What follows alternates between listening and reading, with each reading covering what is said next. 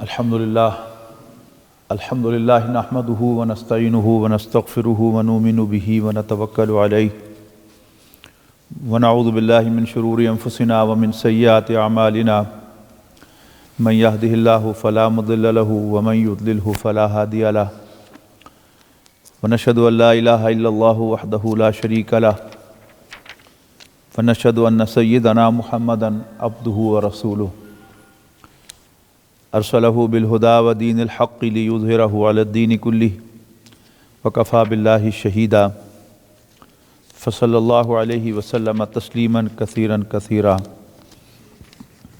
اما بعد فاعوذ باللہ من الشیطان الرجیم بسم اللہ الرحمن الرحیم یا ایھا الناس قد جاءتکم موعظۃ من ربکم وشفاء لما فی الصدور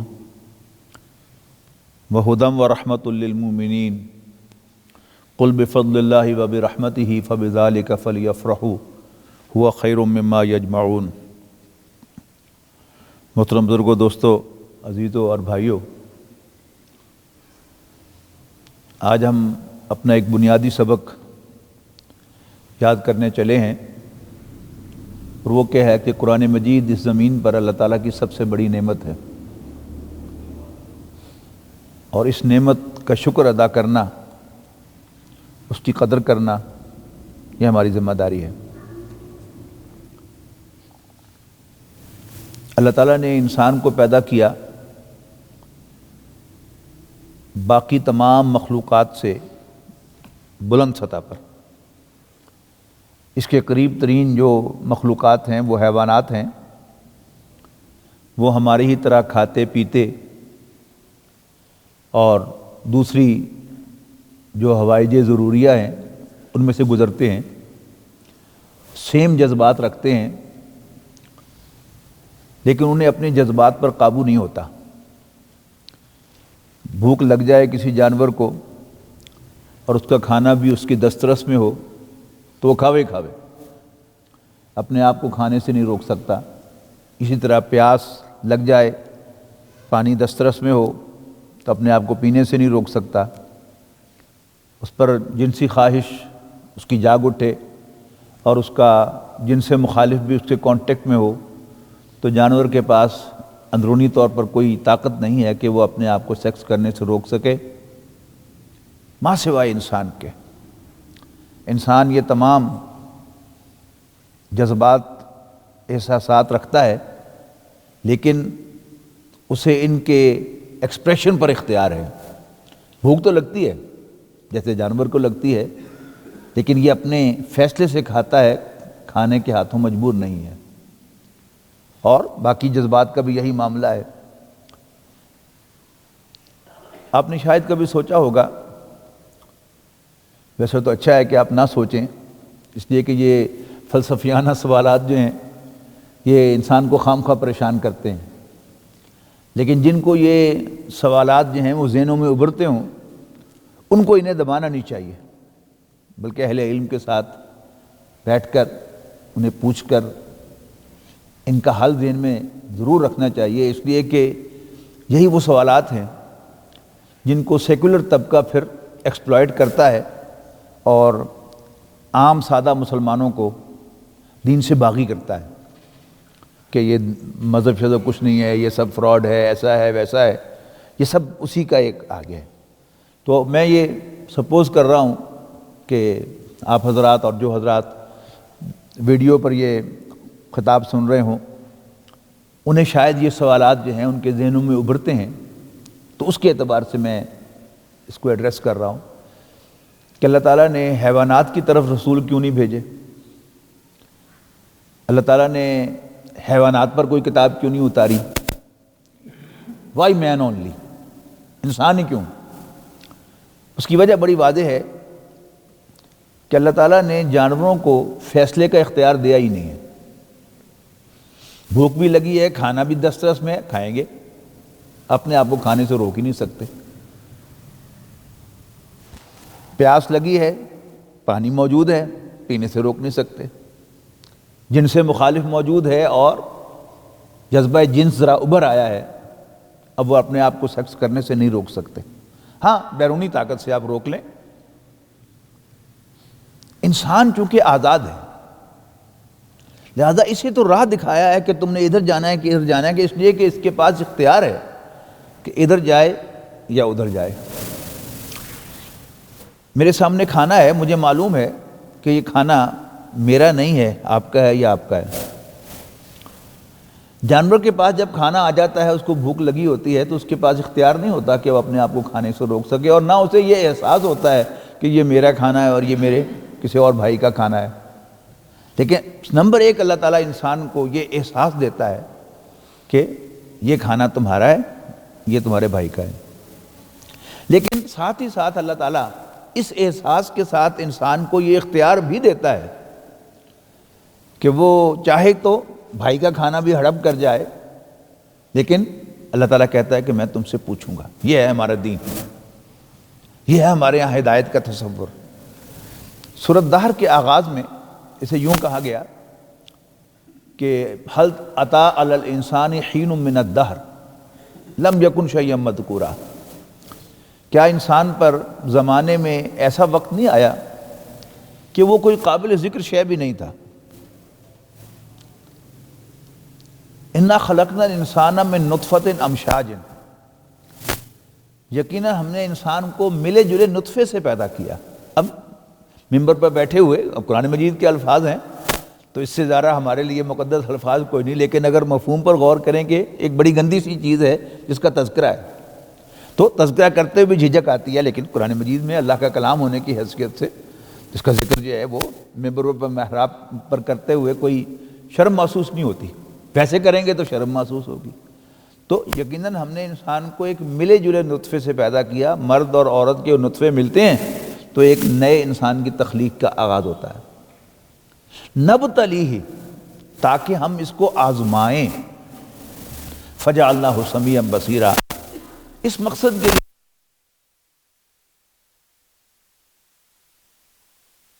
کہ یہ میرا ہے، یہ میرے بھائی کا ہے، یہ احساس جانور کو نہیں ہے۔ انا ہدیناہ السبیل،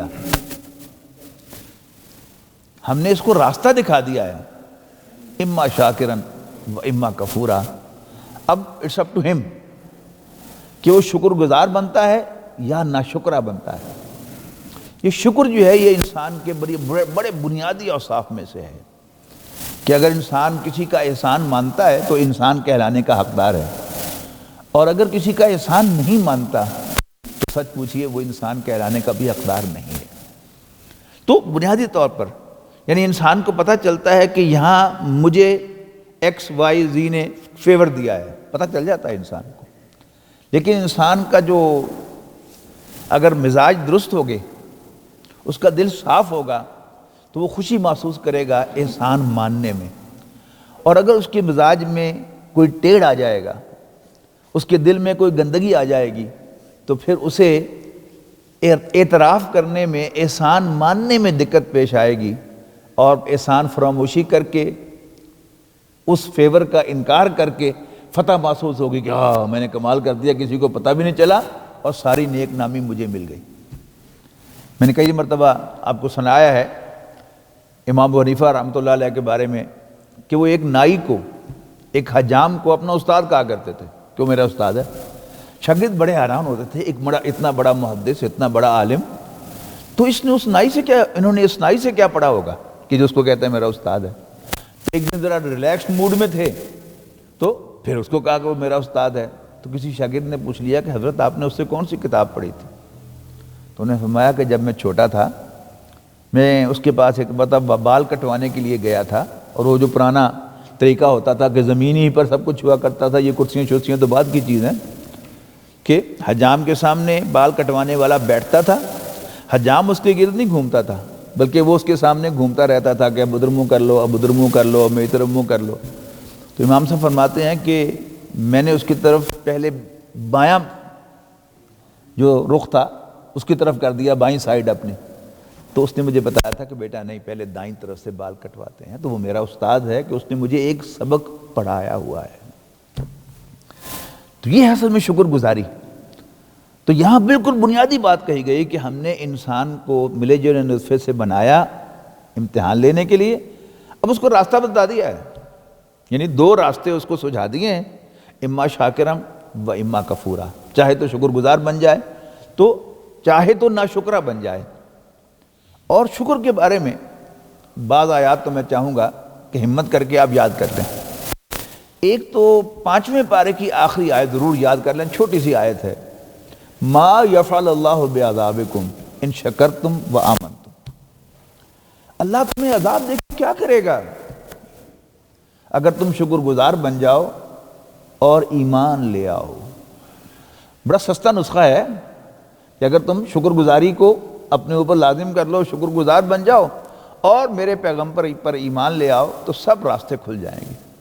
اور ایک آیت سورۃ ابراہیم کی، لَإِن شَكَرْتُمْ لَأَزِيدَنَّكُمْ، یقیناً اگر تم شکر گزاری کے روش اختیار کرو گے، شکر ادا کرو گے تو ہم تمہیں اور دیں گے، وَلَئِن كَفَرْتُمْ إِنَّ عَذَابِي لَشَدِيدٌ، اور اگر تم نے ناشکری کی روش اختیار کی تو پھر یاد رکھنا میری سزا، میرا عذاب بھی بڑا سخت ہے۔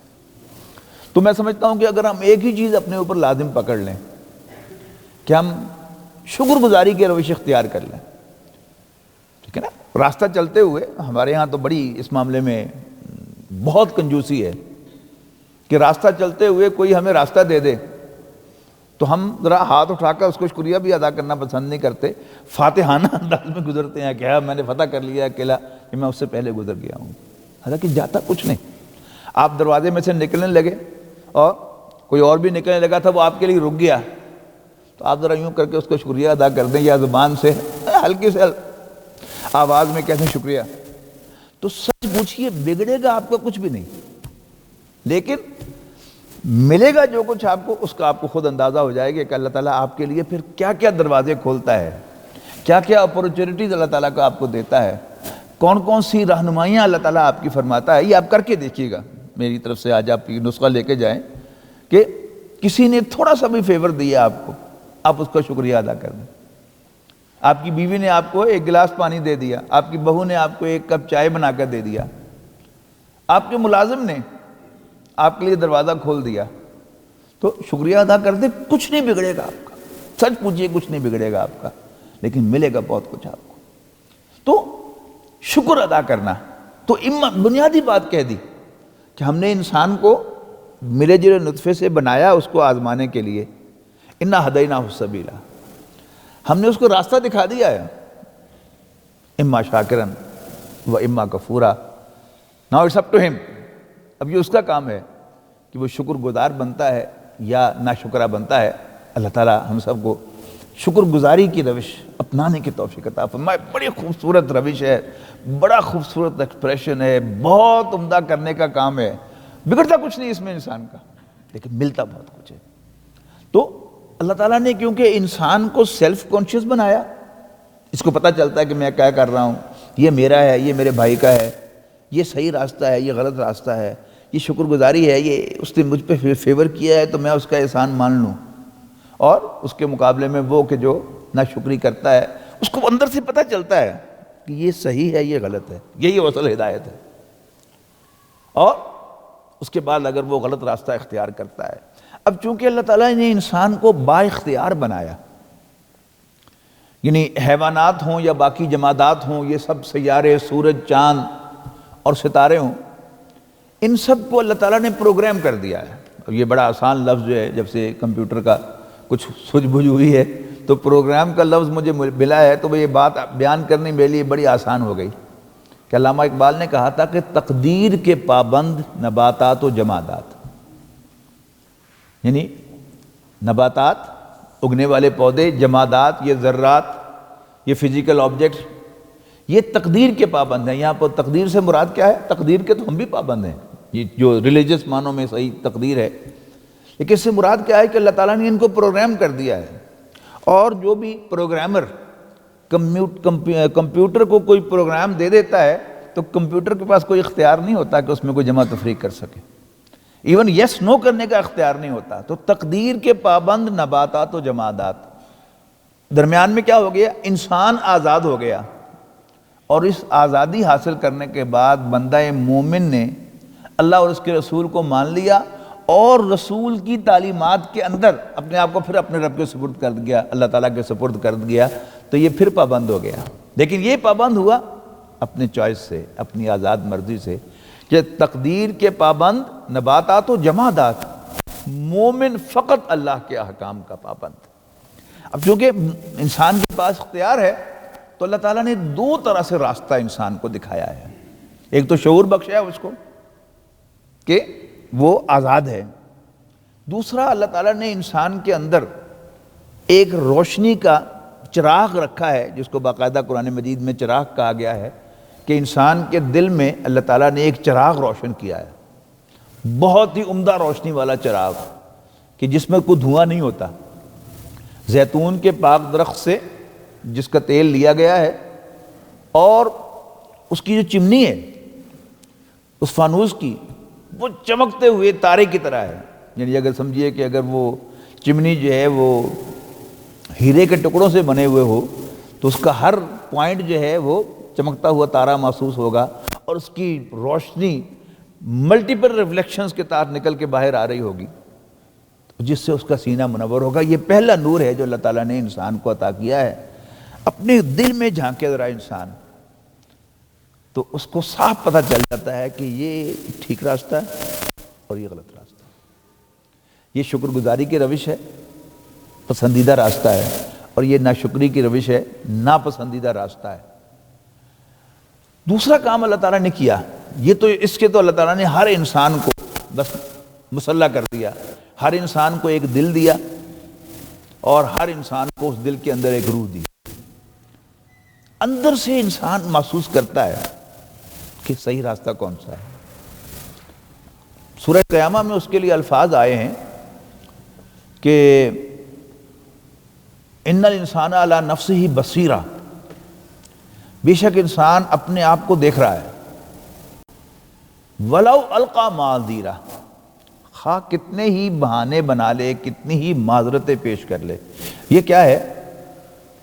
یعنی ایک تو میں نے عرض کیا نا کہ انسان کو معلوم ہوتا ہے کہ یہ صحیح ہے، یہ غلط ہے، یہ کرنا چاہیے، یہ نہیں کرنا چاہیے، لیکن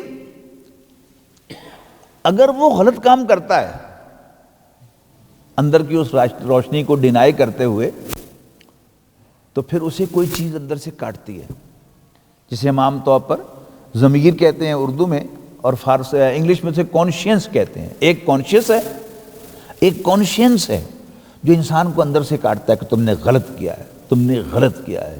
جھٹکتا ہے انسان اس کو، نہیں، پھر اس کو کاٹتا ہے، نہیں تم نے غلط کیا، بار بار جھنجھوڑتا ہے۔ تو یہ کیا ہے؟ وہ اندر کی روشنی کی دو مینیفیسٹیشنز ہیں۔ یہ تو ہر ایک کو دے دی۔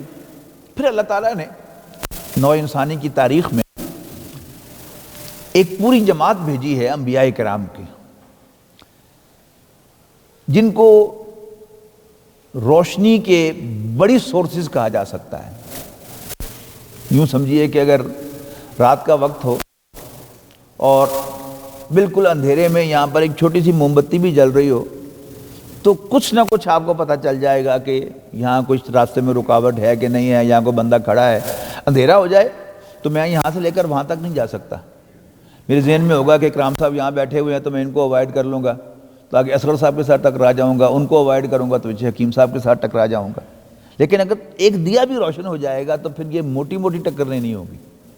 لیکن یہاں پاؤں کے نیچے کہیں کو فولڈ ہے صف کی، اس میں میرا پاؤں اٹکے گا، کہیں کوئی روڑ پڑے ہوئے ہیں وہ مجھے نظر نہیں آئیں گے، وہ میرے پاؤں میں چبھیں گے، یا کوئی اور رکاوٹ ہے تو وہ نظر نہیں آئے گی۔ ذرا بڑا بلب ہو جائے گا، جیسے آپ اس وقت نوٹ کر رہے ہیں نا، ایک وہ اوپر کی چھوٹی لائٹیں جل رہی ہیں، یہ قرآن اکیڈمی کی لائٹ تقریباً ساری رات بھی جلتی رہتی ہیں کہ کبھی بھی کوئی شخص آئے تو اس کو اندازہ ہو جائے، لیکن رات کو ہم باقی بھی جلاتے ہیں۔ اور یہ ریکارڈنگ کے لیے ایکسٹرا لائٹ جو ہیں وہ اس وقت جل رہی ہیں، تو آپ کو میرا چہرہ جو ہے وہ صاف نظر آ رہا ہے، آپ حضرات کے چہرے جو ہیں وہ مجھے صاف نظر نہیں آ رہے۔ تو یہ فرق ہوتا ہے ہمیشہ تھوڑی روشنی کا، زیادہ روشنی کا۔ لیکن جب دن کے 12 بجے سورج اپنی پوری آب و تاب سے چمکنے لگتا ہے، تو صرف باہر ہی نہیں، مسجد کے صحن ہی میں نہیں، مسجد کے اندر بھی ہر ایک چیز جو ہے وہ واضح طور پر نظر آتی ہے۔ آج تو ذرا بادل ہیں اس لیے نظر نہیں آ رہی، لیکن عام حالات میں آپ نے نوٹ کیا ہوگا کہ جمعے کے دن جو ہے ایک دوسرے کے چہرے بھی ہمیں صاف نظر آ رہے ہوتے ہیں، ایک دوسرے کو بڑی آسانی سے ہم پہچان سکتے ہیں۔ اب وہ کیا ہے؟ اللہ تعالیٰ بڑی سورسز جو ہے وہ روشنی کی بھیجتا رہا ہے، وہ انبیاء کرام ہیں، اور پھر نبی اکرم صلی اللہ علیہ وسلم کی شکل میں اللہ تعالیٰ نے ہدایت کا سورج چڑھا دیا، وہ طلوع ہو گیا اور نوع انسانی اور پورا گلوب اس سے روشن ہو گیا۔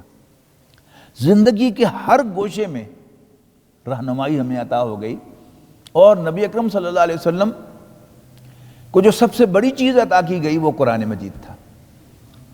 قرآن مجید جو ہے یہ ہدایت ہونے کے اعتبار سے یہ سب سے بڑی نعمت ہے اللہ تعالیٰ کی۔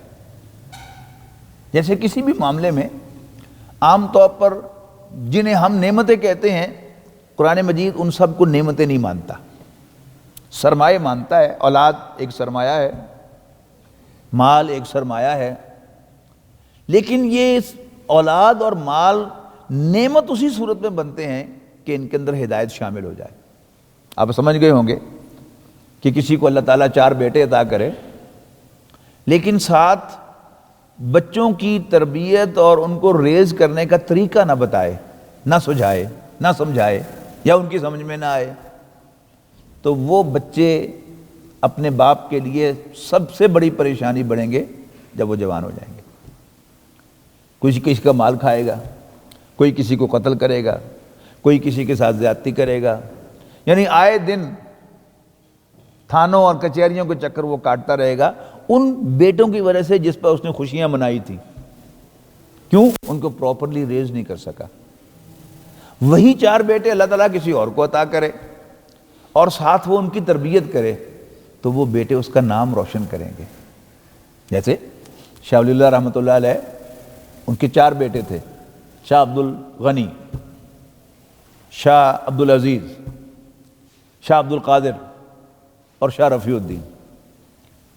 ان میں سے شاہ عبد الغنی جو تھے ان کا جوانی میں انتقال ہو گیا، لہذا ان کا نام ہمیں نہیں ملتا، کوئی خاص ان کی دینی سروسز نہیں ملتی، لیکن ان کے بیٹے شاہ اسماعیل شہید، آپ میں سے کون ان کو نہیں جانتا؟ تحریک شہیدین میں سے وہ شہیدین جو ہیں، ایک سید احمد بریلوی ہیں اور دوسرے شہید شاہ اسماعیل شہید ہیں رحمۃ اللہ علیہ۔ تو اتنا بڑا نام ہے وہ کہ جس کو کوئی دین کا زیادہ علم نہ بھی ہو تو بھی وہ شاہ اسماعیل شہید کو جانتا ہے۔ باقی تینوں بیٹے جو ہیں، شاہ عبد العزیز رحمۃ اللہ علیہ، ان کا بہت کام ہے حدیث پر اور فقہ پر، اور شاہ عبد القادر اور شاہ رفیع الدین یہ دونوں جو ہیں وہ تو ہمارے بڑے محسن ہیں کہ یہ قرآن مجید کے اردو تراجم سب کے سب جو ہیں وہ شاہ عبد القادر کے اردو ترجمے اور شاہ رفیع الدین کے اردو ترجمے سے آگے چلے ہیں۔ شاہ ولی اللہ رحمۃ اللہ علیہ نے قرآن مجید کا پہلا فارسی ترجمہ کیا تھا، اور ان کے ان دونوں بیٹوں نے، شاہ رفیع الدین نے لفظی ترجمہ قرآن مجید کا کیا۔ یہ ریک آپ دیکھ لیجئے، سارے قرآن مجید جتنے ترجمے والے ہیں آپ کو ان میں سے آدھے ملیں گے جن میں شاہ رفیع الدین صاحب کا ترجمہ ہوگا، اور دوسرا شاہ عبد القادر صاحب کا ترجمہ رحمۃ اللہ رحمہم اللہ، کہ وہ ذرا نسبتاً اس وقت کے محاورے کا ترجمہ ہے۔ آج ہمیں وہ بھی ذرا پرانی زبان معلوم ہوتی ہے، سمجھ نہیں آتا، لیکن بہرحال وہ با محاورہ ترجمہ ہے۔ تو اب یہ 4 بیٹے کیا ہیں تھے؟ یہ بھی 4 بیٹے تھے، اور وہ بیٹے جو تھانوں اور کچہریوں کے چکر لگواتے ہیں، جن کی وجہ سے انسان دنیا میں کسی کو منہ دکھانے کے قابل نہیں ہوتا، وہ بھی بیٹے ہی ہوتے ہیں۔ تو بیٹا بھی انسان کے لیے نعمت بنتا ہے اگر ہدایت شامل ہو جائے، اور اسی طرح مال ایک سرمایہ ہے انسان کا، اگر اس کے ساتھ نو ہاؤ ہو کہ اس سرمایہ کو کہاں انویسٹ کرنا ہے، کیسے استعمال کرنا ہے، تو یہ سرمایہ آپ کے لیے بہت فائدہ مند ہو جاتا ہے۔ اور آپ کے پاس سرمایہ ہو، بلکہ زیادہ ہو، لیکن اس کو استعمال کرنے کا ڈھنگ نہ ہو تو آپ بہت جلد جو ہے کلاش ہو جائیں گے۔ اس کی میں مثال دیا کرتا ہوں، پہلے بھی سنی ہوگی آپ نے میری زبان سے، کہ 2 افراد ایک ہی دن کاروبار شروع کریں، ایک کے پاس 50 لاکھ روپیہ ہو اور ایک کے پاس 5 کروڑ روپیہ ہو، اور جس کے پاس 50 لاکھ ہے اس کے پاس ہدایت بھی ہو، ڈائریکشن بھی ہو، نو ہاؤ بھی ہو کہ کاروبار کیسے کرنا ہے، تو امکان ہے کہ 10 سال کے بعد وہ 50 رادار والا جو ہے وہ 5 کروڑ نہیں 10 کروڑ کا بھی مالک ہو سکتا ہے، اس سے بھی زیادہ کا مالک ہو سکتا ہے۔ اور جس کے پاس 5 کروڑ روپے تھے وہ، یا 10 کروڑ روپے تھے وہ 10 سال کے بعد بینکرپٹ ہو جائے اور وہ کوڑی کوڑی کا محتاج ہو جائے، تو اصل فیصلہ کن چیز کیا ہوئی؟ ہدایت، ڈائریکشن، نو ہاؤ۔ تو قرآن مجید کے بارے میں سورہ یونس کی سورہ یونس کی 2 آیات میں نے ابتدا میں آپ کو سنائی ہیں۔ ارشاد ہوا یا ایھا الناس، لوگو، قد جاءتکم موعظۃ من ربکم، تمہارے پاس تمہارے رب کی جانب سے ایک نصیحت آ گئی ہے۔ تمہارے پاس تمہارے رب کی جانب سے ایک نصیحت آ گئی ہے۔ نصیحت کو ذرا نوٹ کر لیں، موعظت یا واعظ یہ ہوتا کیا ہے؟ یہ مونولوگ کی مختلف شکلیں ہیں۔ ڈائلاگ کے مقابلے میں، ڈائلاگ جس میں گفت و شنید ہو رہی ہوتی ہے، ایک دوسرے سے گفتگو ہو رہی ہے، ہر آدمی اپنا اپنا پوائنٹ آف ویو پیش کرے، اسے کیا کہتے ہیں؟ گفتگو، ڈائلاگ۔ اب تو آپ پڑھ ہی رہے ہیں اخبارات میں نیشنل ڈائلاگ کی بہت بات ہو رہی ہے، تو وہ ڈائلاگ ہے۔ مونولوگ کیا ہوتا ہے کہ جہاں ایک شخص جو ہے وہ بول رہا ہے، باقی سن رہے ہیں۔ جیسے میں بول رہا ہوں، آپ سن رہے ہیں۔ کوئی لیکچر ہو رہا ہے، اس میں ایک لیکچر دینے والا جو ہے وہ لیکچر دے رہا ہے، باقی سن رہے ہیں۔ کوئی استاد پڑھا رہا ہے، وہ پڑھا رہا ہے، اس کے طلبہ اس کی بات سن رہے ہیں۔ اسی طرح ایک ٹاک ہوتی ہے، اسی طرح ایک واعظ ہوتا ہے۔ لیکچر کا فارمیٹ کیا ہے؟ لیکچر میں کوئی بھی لیکچرر کسی موضوع کو لے کر اس کو بیان کرتا ہے، آغاز سے شروع کرتا ہے، پھر اس کو پھیلاتا ہے مضمون کو، پھر آخر جا کر اس کو ایک مقام پر کنکلوڈ کرتا ہے، اسے لیکچر کہتے ہیں۔ خطاب ایک ذرا زیادہ کھلی گفتگو ہوتی ہے کہ اس میں کوئی موضوع نہیں ہوتا، بس ایک آڈینس جو اس کے سامنے ہوتی ہے خطیب کے، وہ بھی حالات سے واقف ہوتی ہے، اور جو خطیب ہے وہ بھی واقف ہوتا ہے، وہ ان حالات میں اس کے ساتھ جو ہے اپنے ویوز جو ہے وہ شیئر کرتا ہے۔ یہ خطاب ہے۔ واعظ وہ گفتگو ہے کہ جس میں علم ہونا جو ہے وہ ضروری نہیں ہے۔ ایک بات کہنے والا خلوص دل کے ساتھ اپنے دل کی گہرائیوں سے کوئی بات اپنی زبان پہ لاتا ہے، خواہ اس بات میں محاورے درست ہوں یا نہ ہوں،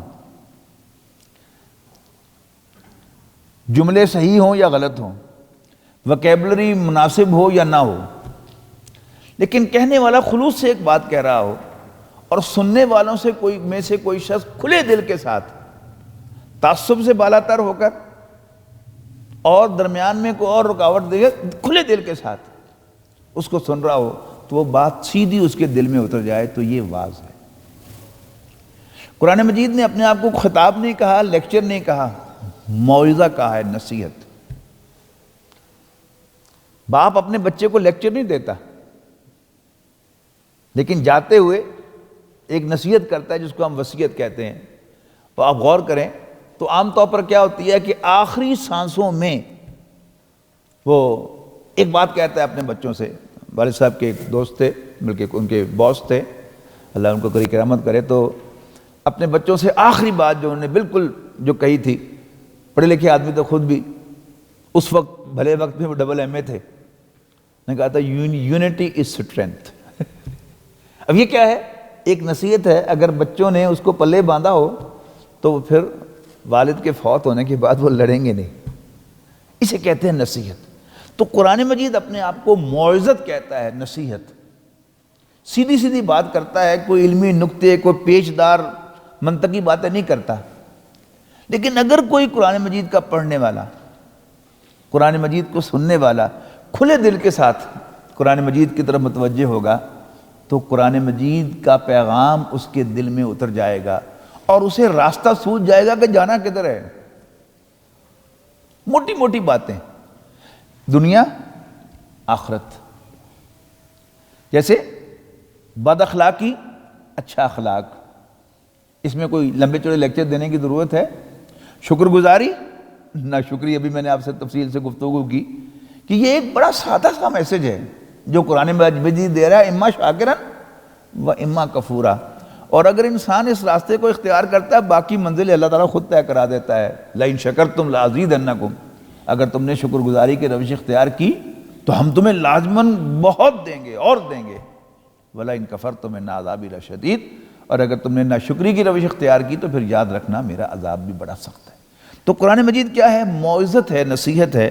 قَدْ جَاءَتْكُم مَّوْعِظَةٌ مِّن رَّبِّكُم، لوگوں تمہارے پاس تمہارے رب کی جانب سے ایک نصیحت آ گئی ہے، وَشِفَاءٌ لِمَا فِی الصُّدُورِ، اور سینوں کے روگوں کے لیے باعث شفا، علاج نہیں کہا، شفا کہا ہے۔ کیا مطلب؟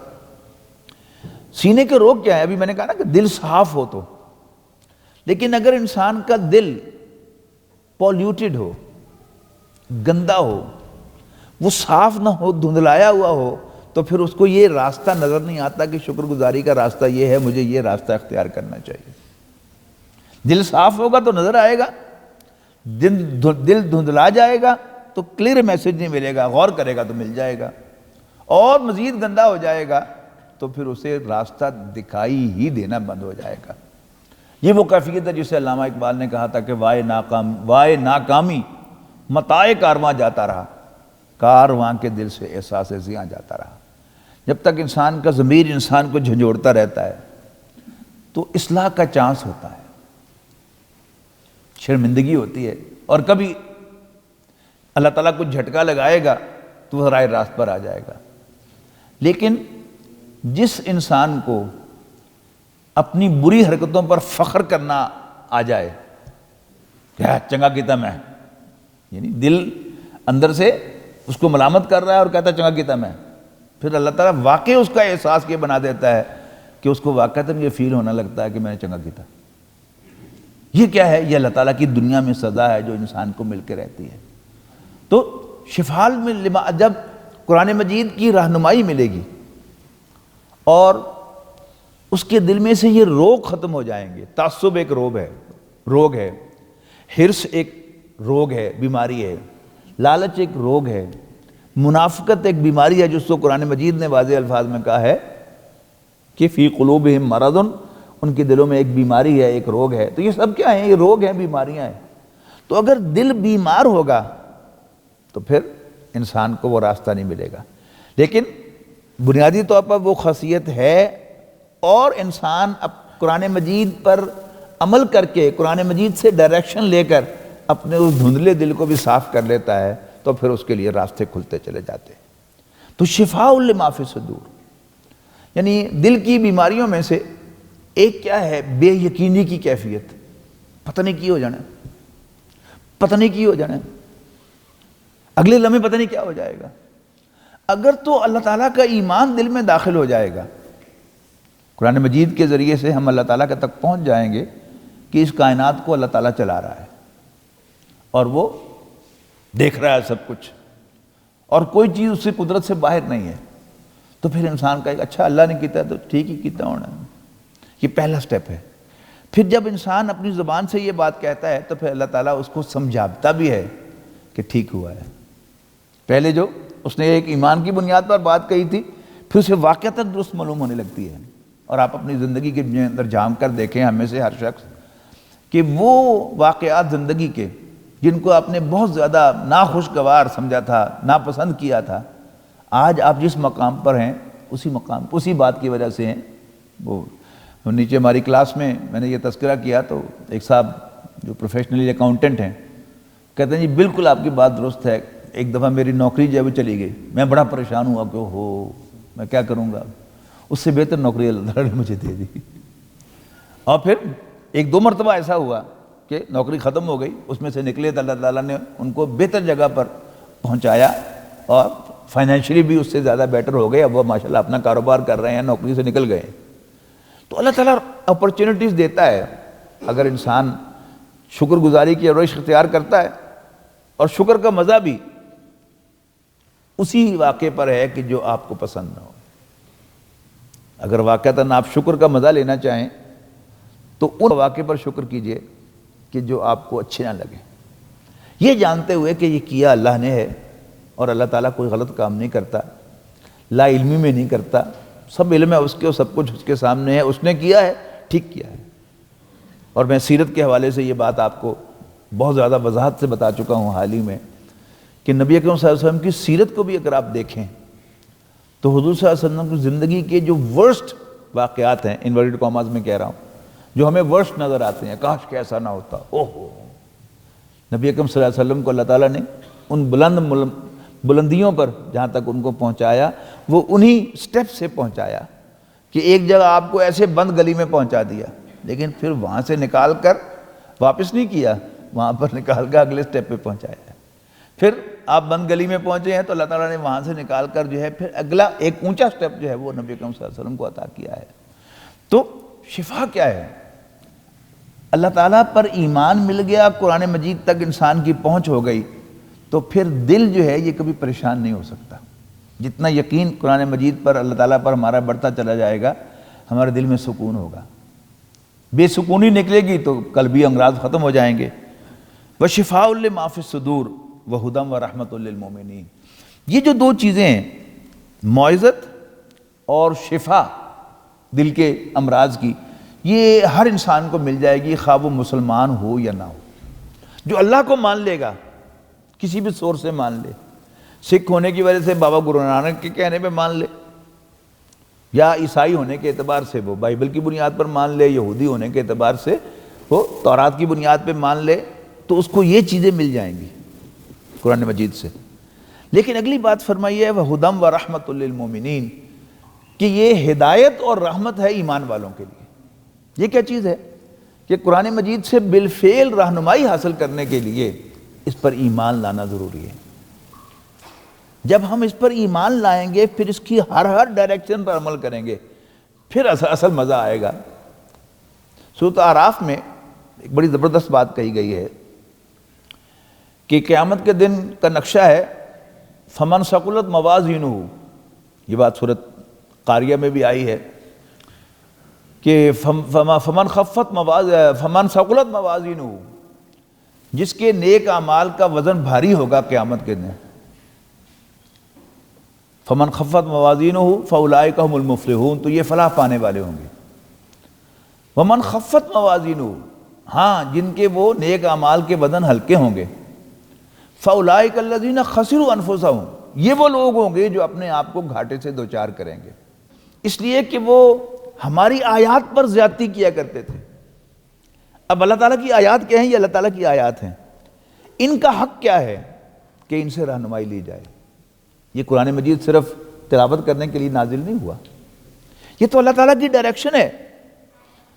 وہ لوگ جو میری آیات پر ظلم کریں گے ان کے وزن کم ہوں گے، ان کے نیک اعمال جو ہیں ان کا وزن کم ہوگا، اور وہی گھاٹے سے دوچار ہوں گے، اس لیے کہ بما کانوا بآیاتنا یظلمون، وہ ہماری آیات پر زیادتی کیا کرتے تھے۔ زیادتی کیا ہوتی ہے؟ حق تلفی۔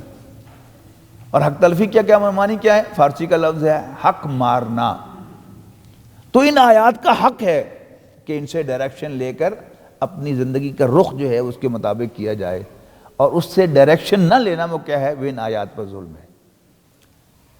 تو یہ قرآن مجید ہدایت اور رحمت بنے گا ایمان والوں کے لیے، صرف جو قرآن اللہ نبی اکرم صلی اللہ علیہ وسلم پر ایمان لائیں گے اور اس کلام کو اللہ کا کلام سمجھیں گے۔ مسلمان صرف وہی ہیں، مومن صرف وہی ہیں۔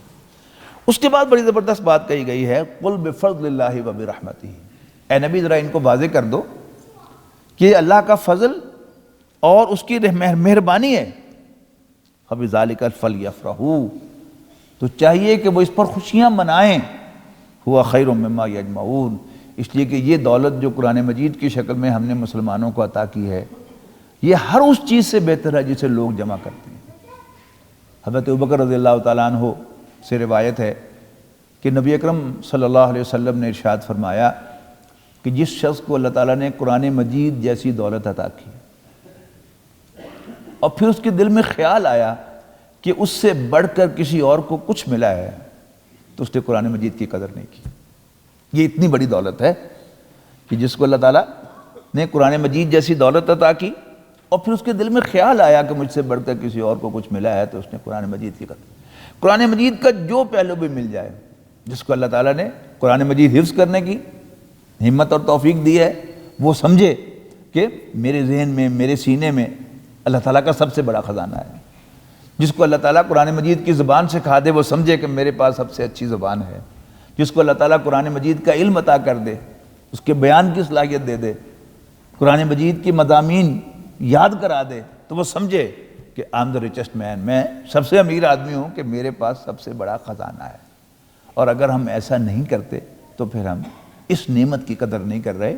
اللہ تعالیٰ سے دعا ہے کہ اللہ تعالیٰ ہمیں اس عظیم نعمت کی قدر کرنے کی توفیق عطا فرمائے۔ آخر دعوانا الحمدللہ رب العالمین۔